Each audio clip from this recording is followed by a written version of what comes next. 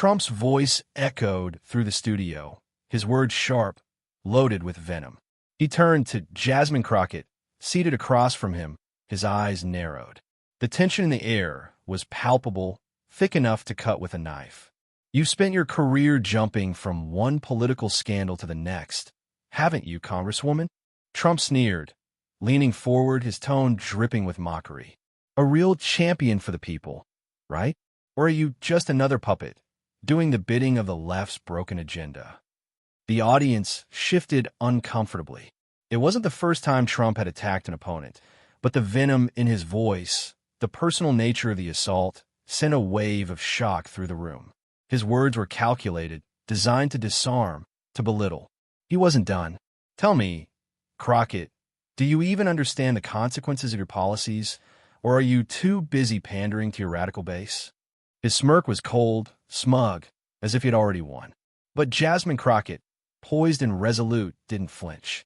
She sat there, her hands folded neatly in front of her, the epitome of calm. Her eyes never left Trump's, and the silence between them felt like an eternity. Trump's attack had landed, or so he thought. But the crowd wasn't sure what to expect next. Would Crockett back down? Would she stammer, caught off guard by the sudden assault? The tension in the room skyrocketed. Then Crockett spoke. Her voice was steady, her words deliberate, cutting through the thick tension like a blade. You think your words scare me, Donald? You think your insults have power? Let me tell you something. She paused, the weight of her words landing on the audience like a thunderclap. Those who use their power to bully, to tear down, to spread fear, are the ones who will be remembered for nothing. You attack me for standing up for what's right. But in the end, it's you who's on the wrong side of history. Trump's smirk faltered. The room went silent, and even he seemed to take a moment to register what had just been said. He wasn't prepared for this. He wasn't prepared for Crockett to not only stand her ground, but to turn his attack back on him with such force. But little did Trump know, Crockett's response would not only surprise him, but change the entire narrative. The atmosphere in the room shifted. What started as a typical political skirmish, an attack and a defense, had suddenly turned into something far greater. Crockett's words echoed in the ears of the audience, the crowd unsure whether to cheer or stay silent. For the first time in this high-stakes debate, it wasn't just about the policies. It was about power, dignity, and what it meant to lead. Trump's face was now a shade of red that matched his tie, but he wasn't ready to concede. He tried to regain control, shifting his weight back in his chair as if to dismiss the moment. But the damage had been done. The tension in the room had evolved into something larger, a conflict between two forces that couldn't be more different. This wasn't just another political argument. The country was watching, riveted, anxious, waiting for what would come next. Trump had unleashed an insult meant to topple Crockett's credibility, but now his words were in the air, and they felt fragile, empty in the wake of her response. The stakes were higher now. This wasn't just about winning a debate. It was about more than policy or partisanship. It was about the fight for America's soul. Crockett wasn't just defending herself. She was defending the very ideals that Trump so effortlessly mocked: integrity, justice, the belief that government should serve people, not tear them down. As the cameras rolled and the pundits on both sides began to prepare their post-debate analyses, a new reality began to take shape. Crockett's words weren't just a reaction. They were a challenge that could resonate beyond this moment and into the heart of the American electorate. The whispers from the left had been growing louder. She's one of us, they said. She's the voice of the voiceless.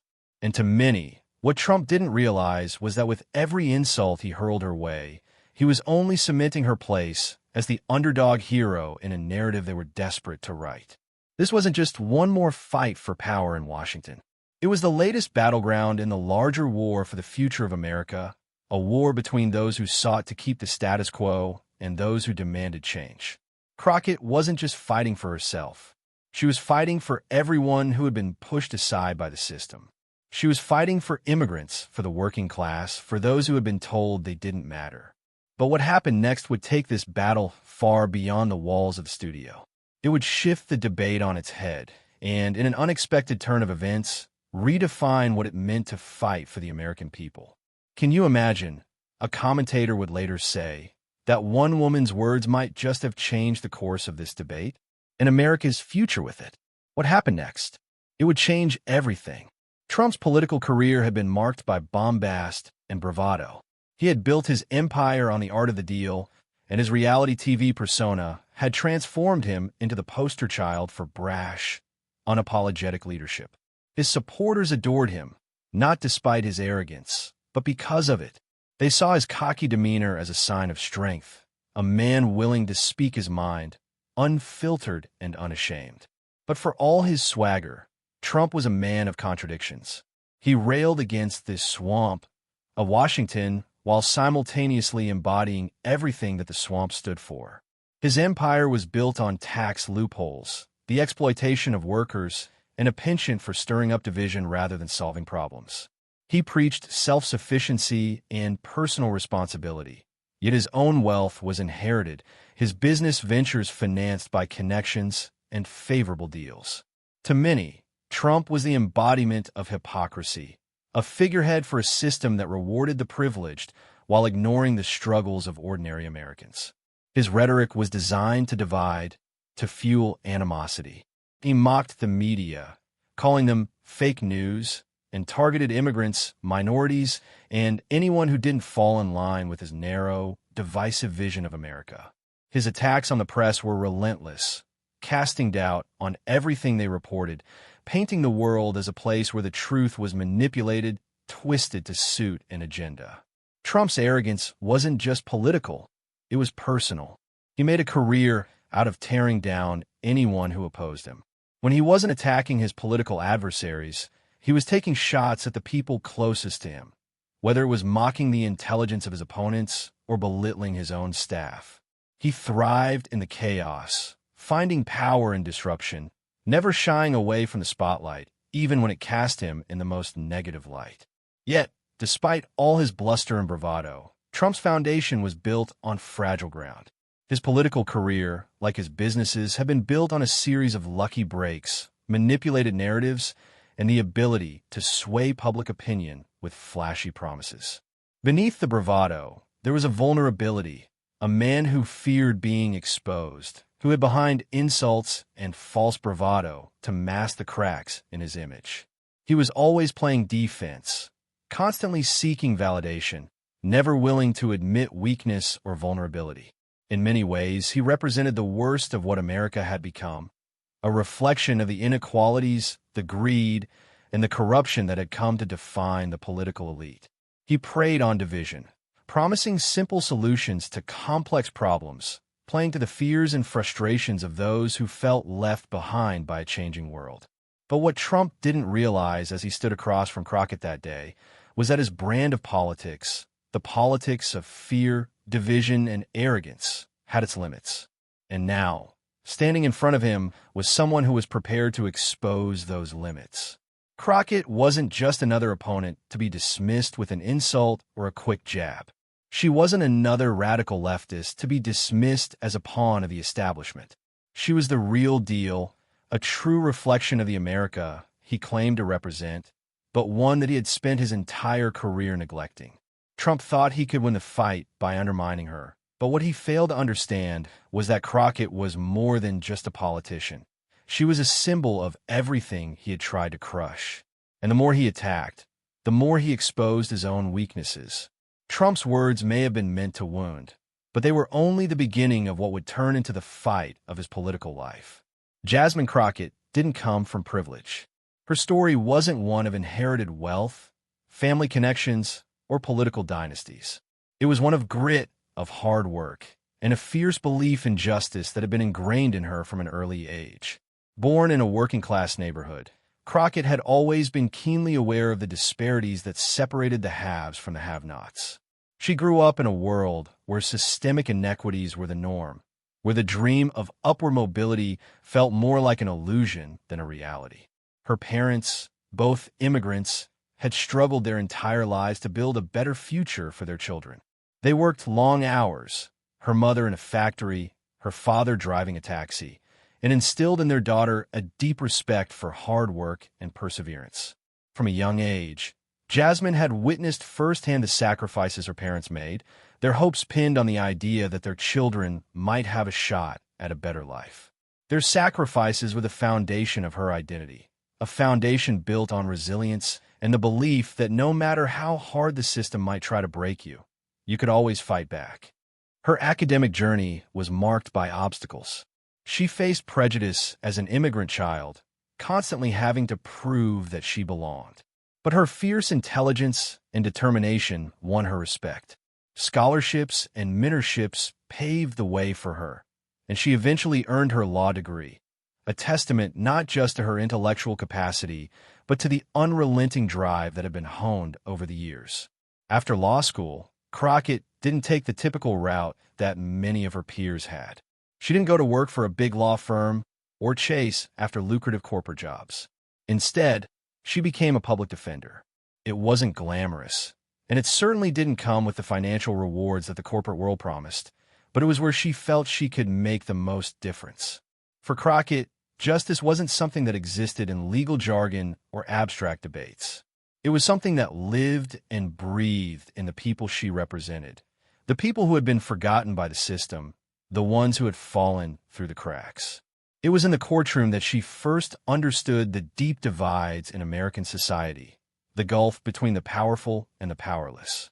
She saw the faces of immigrants, minorities, and the economically disadvantaged who had been let down by a system that was supposed to protect them.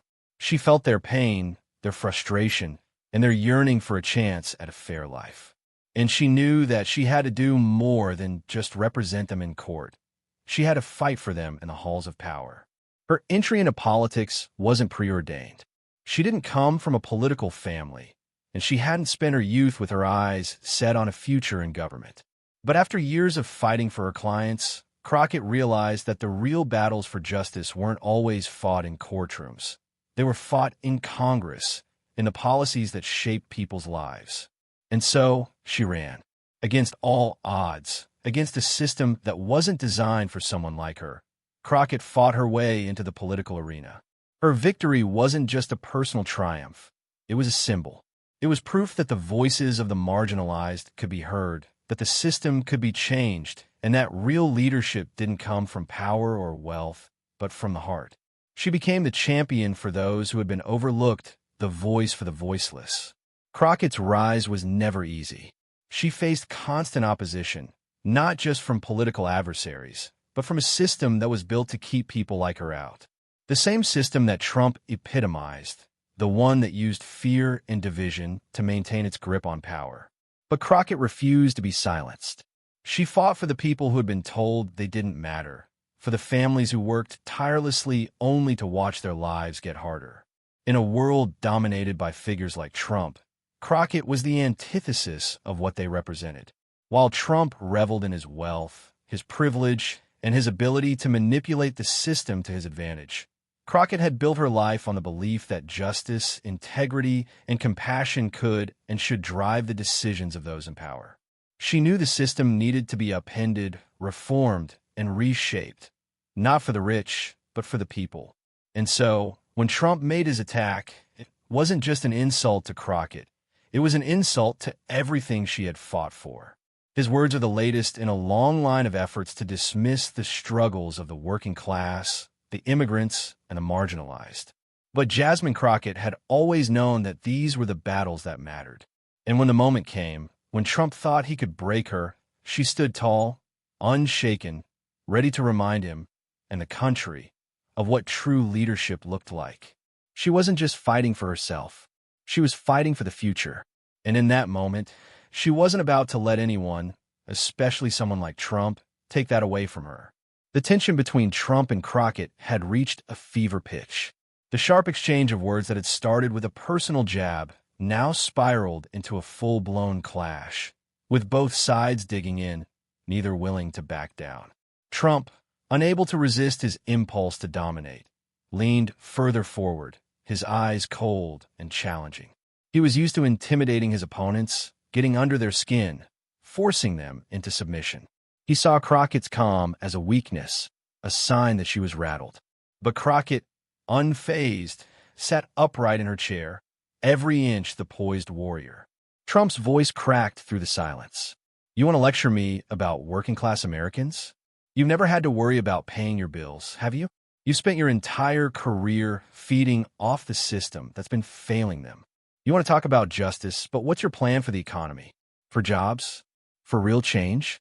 Because I haven't heard a single thing that shows you know what it takes to lead this country. The crowd in the studio murmured in response, some nodding in agreement, others clearly uncomfortable with the venom in Trump's tone. But Crockett didn't flinch. She didn't need to shout or retaliate in kind. She knew better than to stoop to his level. Instead, she took a breath and waited, letting the moment stretch out. And then, she spoke, her voice a measured contrast to the rawness of Trump's rhetoric. Your plan, she said slowly, is the same old rhetoric that's been poisoning this country for years. You play on people's fears, divide them, and offer false promises that only serve the rich. You don't understand the struggles of the working class because you've never had to live them. Trump scoffed, but Crockett wasn't done. You sit there in your tower, spewing hate and fear, and think you can lead a nation. But real leadership isn't about power or profit. It's about serving people, lifting them up, giving them hope. You've built your empire on tearing others down. But what have you done for the people who need you most? Trump's smirk faltered for a brief second. The confident, relentless attack he had planned wasn't landing the way he expected. Crockett's calm had thrown him off balance. He had expected her to stumble, to lose her composure, but she remained steadfast. Her words were deliberate, and the weight behind them only grew stronger with each passing second. It was as if, with every sentence, she was chipping away at the foundation of his argument, revealing the cracks beneath the surface. You think you can scare me with your insults, she continued, but I'm not afraid of you, Donald. I'm afraid of what this country will become if people like you are allowed to run it.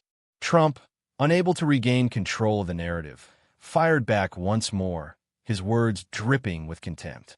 And you, Congresswoman, are nothing but a puppet, bought and paid for by the left's radical agenda. But this time, Crockett didn't flinch. She didn't rise to his bait. Instead, she leaned in slightly, her voice soft but cutting. You keep calling me a puppet, Donald, but the only strings being pulled here are yours. You've been bought and paid for by billionaires who don't give a damn about the people you claim to represent. I'm here for them, not you. The crowd was silent for a moment, absorbing the impact of her words. It wasn't just a political debate anymore. This was about character, values, and the future of the country. Crockett wasn't playing by Trump's rules. She wasn't going to let him control the conversation. And every time she spoke, the divide between their visions of America became clearer and clearer. The heat between them was palpable.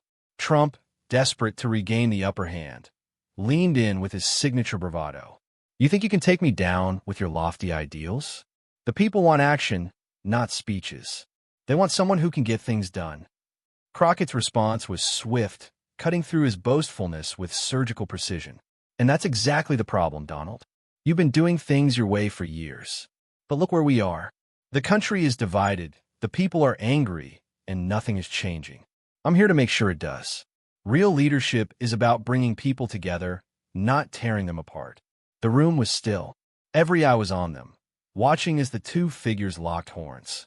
Trump's face was a mix of frustration and disbelief, his strategy faltering as Crockett maintained her unwavering composure.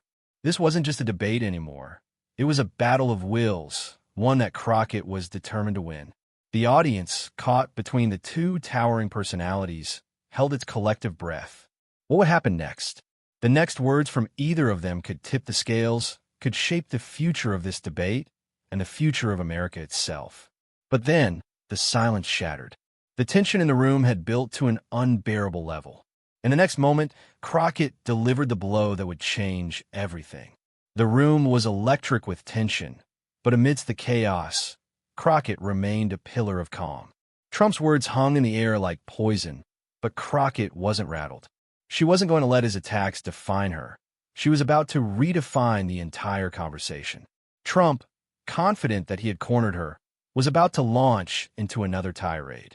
He leaned forward, chest puffed out, ready to seize control of the moment. He knew what the crowd wanted to hear. They wanted the loud, brash Trump who could deliver the final blow. But Crockett's voice cut through the air like a blade, sharp and unyielding. "Donald," she began, her voice steady but laced with a quiet fury, "you talk about getting things done, but all I see is destruction. You think that by tearing people down, you're somehow building this country back up. But all you've done is create division. You've built an empire on hatred, on fear, on lies." Trump's smirk faltered just for a moment, but it was enough. The audience could feel it. The air shifted. The confidence Trump had worn like armor was starting to crack. Crockett didn't let up. "You've spent your entire career telling people that they're not enough, telling them they're not smart enough, not strong enough, not rich enough to matter. You've turned people's pain into a spectacle. And for what? To make a profit off their suffering." The crowd was silent, hanging on every word.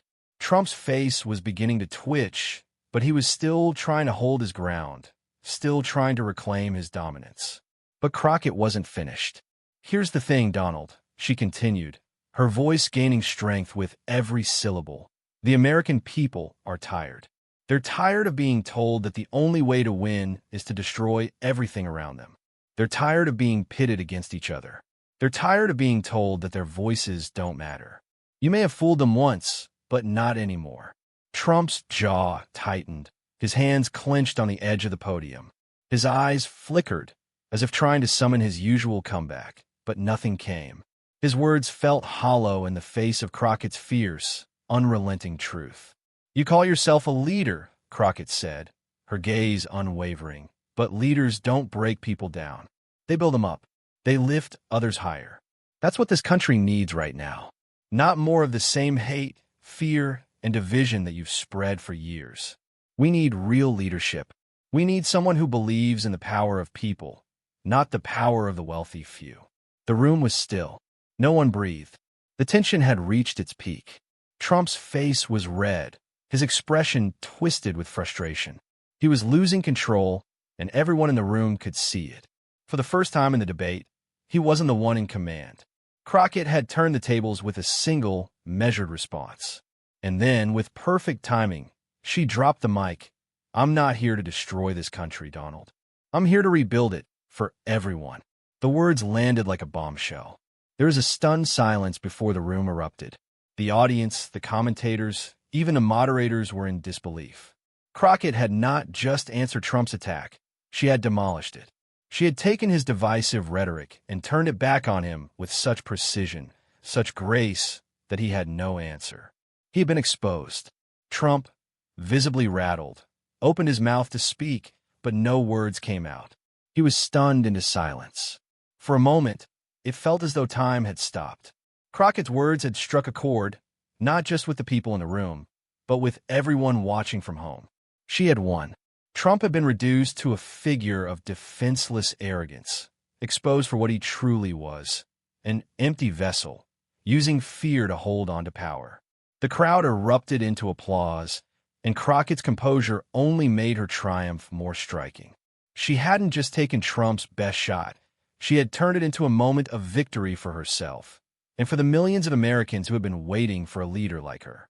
But Trump, unwilling to let it go, started mumbling, trying to salvage his image. It didn't matter. The damage was done, and the political world was never going to be the same again. The question now wasn't whether Crockett could win this debate. It was whether she could change the course of American politics itself. The stage had been set for something bigger than either of them. The battle was only just beginning, and it was clear who the true victor of this moment was. The debate had barely ended when a social media storm began. Twitter exploded first, hashtags trending within minutes.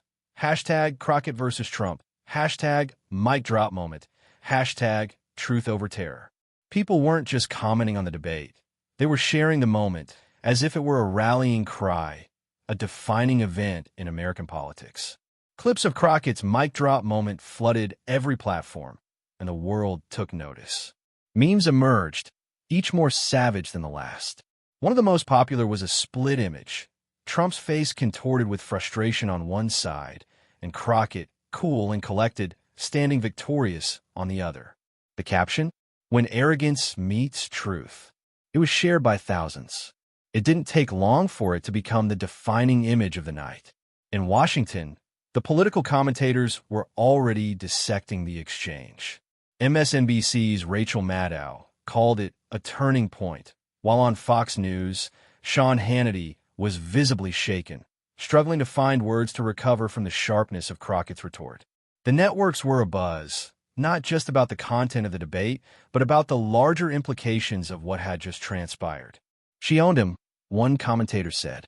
This wasn't just a political victory. This was personal. This was the moment she proved she's ready to lead. Even celebrities jumped into the fray. Actor Mark Ruffalo tweeted, "This is what real leadership looks like." #Crockett for the people. Oprah Winfrey retweeted a clip of Crockett's response with a simple message. There's power in truth. The message was clear. The country was watching, and they were paying attention to who stood for them in this moment. The shift was palpable. Within hours, political analysts were calling it the most pivotal moment of the 2024 election cycle.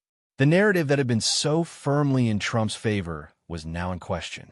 Crockett's answer had shifted the conversation, elevating her from a relative newcomer to a serious force in American politics. Her words had become the rallying cry for those who were tired of the status quo, for the millions who had been left behind by the political elite. The backlash against Trump was immediate. His supporters, once fiercely loyal, began to waver. Some were still entrenched in their belief that he was the only leader who could make America great again. But others, especially younger voters and those disillusioned by his leadership, began to voice their discontent. The ripple effects spread beyond the political arena. Conversations about leadership, integrity, and the future of the country were everywhere. In cafes, at family gatherings, and offices, people were talking about the debate, about Crockett's response, and about the kind of country they wanted to live in. It wasn't just about party lines anymore. It was about the values that truly defined America. The conservative wing of the Republican Party, which had once stood united behind Trump, began to fracture. Some leaders issued cautious statements, condemning his tone, but refusing to outright criticize him. Others, sensing the changing tides, started to distance themselves, making quiet overtures toward the more moderate wing of the party. For the first time, it seemed like Trump's grip on the Republican Party was loosening. And in the midst of all this, Crockett remained focused. She wasn't getting lost in the noise. She knew the battle wasn't over. It was only just beginning. Her answer had been a symbolic victory, but she had bigger plans. This moment had set her on a path she couldn't turn back from. Her office began receiving waves of support, donations, messages, calls from people across the nation who saw in her the future of American leadership. The overwhelming response wasn't just from the left. Even independents and moderates, who had been skeptical of her rise, were now seeing her in a new light. They saw someone who wasn't afraid to stand up to power, who wasn't afraid to call out corruption, and who had the courage to speak truth to the most powerful man in the country. But the real victory came in the subtle shift in the political landscape. Crockett's words had made it clear that the political discourse was changing. The public wasn't buying the old, tired arguments of division, fear, and personal attacks anymore. They wanted something real. They wanted leadership that inspired, not intimidated. They wanted someone who believed in their country and its people, not just in their own power. The aftermath of this debate would be felt for months to come, as Trump's attack on Crockett backfired in a way no one could have predicted. And as Crockett looked at the overwhelming support pouring in from across the country, she knew this was only the beginning of her fight. The question was no longer whether she could win this debate. It was whether she could win the future of America. And with every passing day, it seemed more and more likely that she would. In the days following the debate, the political landscape shifted dramatically. What had started as a televised clash between two powerful figures had evolved into something much bigger. Crockett's words had ignited a movement, one that transcended partisan lines. It wasn't just about who could win the next election. It was about who could lead with integrity, with a vision for a better future, and who could heal the deep divisions that had plagued the country for so long. The more people reflected on the moment, the clearer it became. Crockett's response to Trump had revealed the truth about what America needed. She didn't just stand up to Trump's arrogance and division. She stood for something greater. She stood for justice, for truth, and for the people who had been silenced for far too long. In her response, Crockett had not only defied the typical political rhetoric, she had redefined what it meant to lead with honor. Crockett's victory wasn't just personal. It was a victory for the countless voices that had been drowned out by the chaos of politics. She had spoken for the immigrants, the working-class families, the communities that had been marginalized. She had spoken for those who had been made to feel like their struggles didn't matter, like they were invisible. Her words weren't just a critique of Trump's policies. They were a rallying cry for everyone who believed in the idea of America as a land of opportunity, fairness, and justice. Real leadership isn't about power, Crockett had said. It's about lifting others up. And it was that message that resonated the most. It wasn't about policies that promised to change things overnight. It was about leadership that inspired people to believe in themselves and in each other. In the aftermath, it became clear that Crockett's influence wasn't going to fade with the news cycle.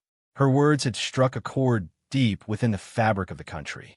They had reminded the American people of the values that had once made this country great: the belief in the power of unity, the importance of integrity, and the conviction that leaders should serve the people, not their own egos. But the victory was about more than just Crockett's words. It was about the larger message they carried, the idea that change was possible, that even in the darkest moments, when it felt like the system was too broken to fix, there was always a way forward, a way to come together, to demand better, and to fight for the future. It was a lesson that Trump's attacks had inadvertently proven. His whole political career had been built on the notion that power and fear were the tools to win. He had assumed that by belittling Crockett, by attacking her, he could push her aside, like so many before her. But Crockett had shown that true strength wasn't about dominating others. It was about standing firm in your values, about being unshaken in the face of adversity, and about speaking the truth, even when it was uncomfortable. As Crockett's message spread, it was clear that a new kind of politics was emerging, one where leaders would be held accountable for their actions, where truth and integrity were valued above all else. It was a politics where the people, not the powerful, were the priority. And so, as the dust settled from the debate, one thing was certain. The fight for the soul of America was far from over. It had only just begun. Crockett's rise wasn't just about defeating Trump or winning a debate. It was about winning back the hearts and minds of the people.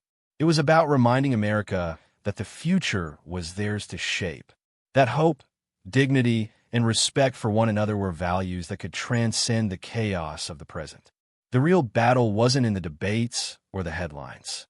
It was in the choices people made every day, in the way they treated each other, in the way they voted, in the way they worked together to create a better future. Crockett's victory was a reminder that no matter how hard the battle, no matter how impossible the odds, integrity and the pursuit of justice would always prevail. And with that, the moral lesson was clear. In a world that often feels divided and broken, the power of truth, courage, and unity will always light the way forward. As the political landscape continued to shift, one thing remained clear. The battle for the soul of America wasn't just a fight for power. It was a fight for its future. And in this pivotal moment, Jasmine Crockett had shown the nation what real leadership looked like. It wasn't about dominance or fear. It was about standing up for truth, justice, and the people. It was about rejecting the divisiveness that had consumed the political discourse and embracing a vision where everyone had a voice, where unity and compassion were the driving forces. Crockett's victory was more than just an electoral win. It was a signal to the American people that there was hope for change. It was a message that no matter how dark the road ahead might seem, there was always the possibility for a brighter future. But that future didn't just belong to politicians. It belonged to the people. The power to shape the country's destiny was in the hands of every citizen, every voter, every person who had been told their voice didn't matter. And that's where you come in. Crockett's words weren't just a statement. They were a call to action, a reminder that each of us has the power to make a difference. That change isn't something that happens in the halls of Congress or behind closed doors. It happens in communities, in conversations, in the hearts of people who believe that together we can do better. Now, it's your turn to stand up, to be the voice of reason, of truth, and of hope.